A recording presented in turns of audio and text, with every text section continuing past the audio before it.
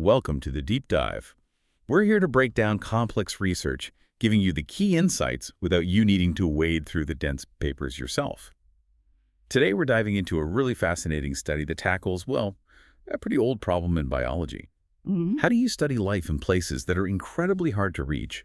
The paper is titled, "It's Raining Species: Rainwash eDNA Metabarcoding as a Minimally Invasive Method to Assess Tree Canopy Invertebrate Diversity." It's led by Macher and colleagues. And it's addressing a major knowledge gap. Think about forest canopies, tropical, temperate, doesn't matter. They are just buzzing with biodiversity. But honestly, they're still largely a black box for biologists. We know there's a lot up there, but getting a detailed picture of the species and their interactions, it's notoriously difficult. Access is the main hurdle. Yeah, that lack of access isn't just academic, is it? I mean, without good data, how can we possibly know how things like, say, forest degradation or climate change are affecting these canopy communities? Exactly. We need reliable ways to monitor them, especially now. And when you look at the traditional methods, well, you see why this new approach is getting attention. Right. What are the typical ways people have tried to study the canopy before? Well, they generally fall into a couple of camps, and both have pretty significant drawbacks for, large-scale routine monitoring. First, you've got methods that need direct physical access. So think rope climbing, huge cranes, canopy walkways. Wow, yeah. Sounds complex. It is. Very specialized, very expensive, often time-consuming, and you can only really do it in a few spots. Not great for getting a broad picture. Okay, so that's access. What about the actual sampling once you're potentially up there or trying to sample from below? Right. So some methods are really invasive. Chemical knockdown, for instance, basically fogging the canopy with insecticide. Oh, wow. That doesn't sound ideal. No, it's effective for collecting, but obviously involves chemicals, and it's not exactly minimally invasive or sustainable long-term. Then you have things like branch clipping or bagging branches. That can work, but it's often limited to lower parts of the canopy, and you risk scaring off insects, especially the flying ones. And traps, like Malay's traps. Yeah, traps like Malay's or flight interception traps are useful, but they have their own biases. They tend to catch things that fly actively, but might miss less mobile insects or things that just crawl around on leaves. So basically, all the old methods are either too difficult, too destructive, or miss a big chunk of the picture. Pretty much. That's the core problem. We need something faster, cheaper, less invasive, and, crucially, more comprehensive across different types of invertebrates. And this is where the raining species idea comes in, using environmental DNA or eDNA. Most people probably know eDNA from water sampling, right? Looking for fish DNA or invasive species. That's exactly, or soil samples. The idea is you detect the DNA shed by organisms into the environment, skin cells, waste, saliva, you name it, without ever seeing or catching the organism itself. What Macher's team did was apply this to the canopy. They built on earlier work showing rain can wash DNA off surfaces and hypothesized that rain washing through the tree canopy could collect eDNA from all the invertebrates living up there. That collected rainwater, they thought, might hold a genetic signature of the whole community. That's a really neat idea, taking something established like eDNA and applying it in a totally new context. So how did they test this hypothesis? What was the setup? It was actually a beautifully simple proof of principle study. They did it in the Lower Rhine region in Germany. They set up just 4 rain samplers, basically 1-meter square frames made from PVC pipes lined with pond liner, forming a funnel to collect rainwater. Okay, simple funnels. Where did they place them? Very specifically, 1 sampler under the canopy of 4 different tree species, a beech, an oak, a larch, and a Scots pine. This was key to see if they could pick up tree-specific differences later. And they just waited for rain. Yep. They waited for a pretty decent rain event. It ended up being 35 millimeters over about 45 hours. A good soaking. And once the rain stopped, they collected the water. Right. They collected 2 liters from each sampler and, crucially, filtered it right there on site. That captures all the suspended particles, including, hopefully, the eDNA. Okay, so the DNA is trapped on the filter. What next? How do you identify the species? That's the metabarcoding part. They extracted the DNA from the filters and then amplified a specific gene using PCR, the cytochrome C oxidase subunit I gene, or COI. The standard barcode gene for animals, especially insects. Exactly. It varies enough between species to tell them apart, but is consistent enough within a species. High-throughput sequencing then reads all those different COI sequences in the sample. Okay, that makes sense. But here's the big question, the one that skeptics would immediately ask. How do they know the DNA didn't just come from, say, a dead beetle that fell into the bucket, rather than being washed off the leaves? That's the absolute critical validation step they included, and it's quite clever. After filtering the water for eDNA, they took the remaining water and carefully collected every single physical invertebrate specimen they could find that had fallen into the sampler. Oh. Then they identified those specimens morphologically, looking at them under a microscope. So now they had 2 lists for each tree: species detected by eDNA and species detected physically. Right, so they could directly compare. And what did that comparison reveal? This is the core finding, isn't it? It really is. The results were frankly striking. Overall, the eDNA metabarcoding detected 50 invertebrate species across the 4 samplers. 50 species. No. And how did that compare to the physical bugs in the bucket? This is the kicker. Yeah. Of those 50 species detected via eDNA, a whopping 43 were only found using eDNA. Wow, 43 out of 50 only showed up in the DNA signal. Yes. Only 7 species were found by both methods detected in the eDNA and found as physical specimens. So the overlap was tiny. Tiny. And conversely, looking only at the physical specimens, they found just 6 species that didn't show up in the eDNA data. These are likely very rare, maybe single individuals that fell in. So this strongly suggests the vast majority of the eDNA signal wasn't just random fallout. It really was DNA washed from the canopy environment itself. Exactly. It supports the hypothesis beautifully.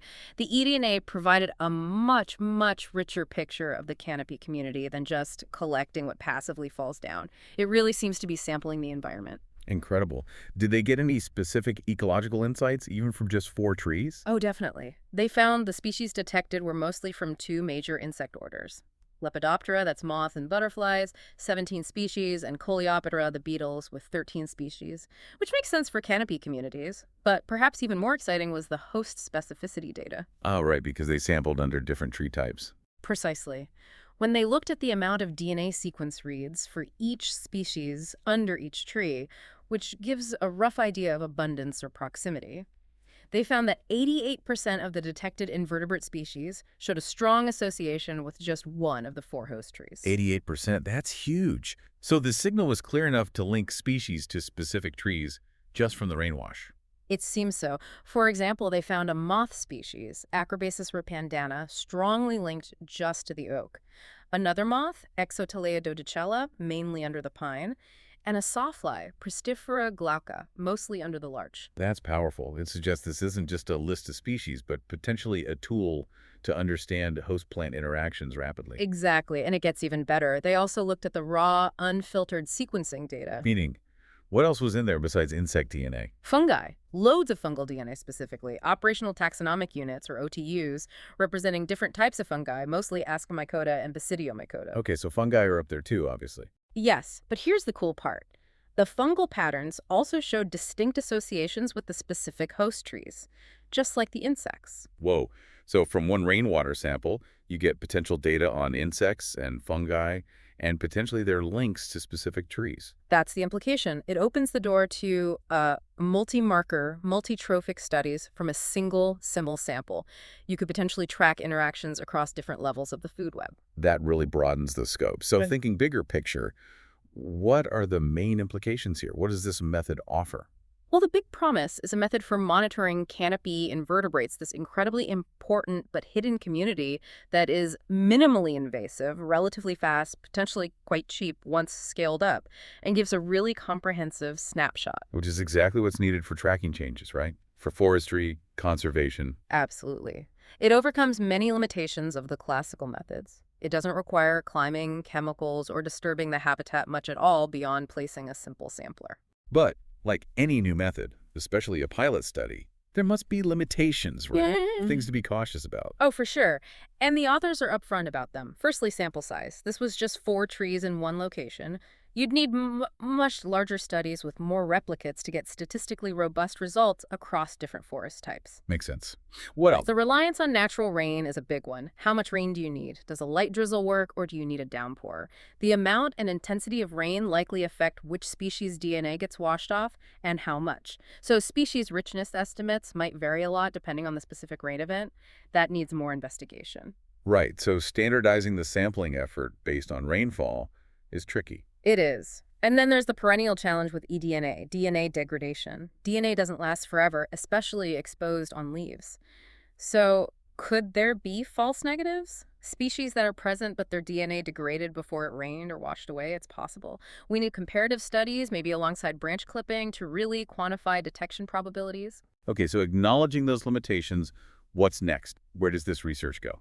The paper suggests several exciting directions, obviously expanding the scale, more samplers, different forest types, longer monitoring periods.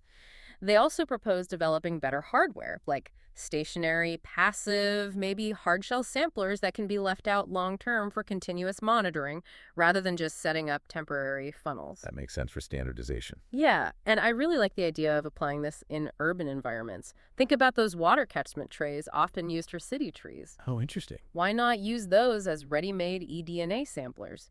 You could potentially turn existing urban infrastructure into a massive biodiversity monitoring network. That's a brilliant practical application.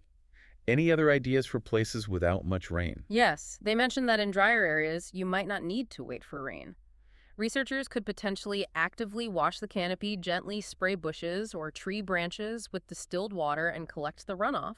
That's already being explored by some groups for targeted species detection. So, lots of potential ways to refine and apply this. Let's just recap the core takeaway then. Sure. This study provides really compelling proof of principle that analyzing the eDNA washed out of tree canopies by rain is a viable, non-invasive way to assess invertebrate diversity up there.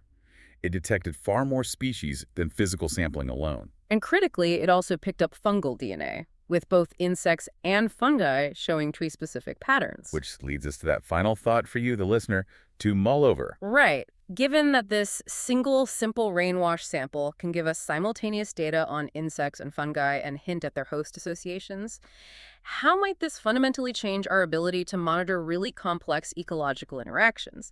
Think about tracking herbivores, their predators, maybe even decomposers, all linked to specific plants, all from collecting rainwater. Could this give us a truly holistic, system-level view of forest health in a way that was never really practical before? A fascinating question. Getting a complex ecosystem assessment literally falling from the sky. A powerful new tool for understanding biodiversity. Thank you for walking us through this exciting research today.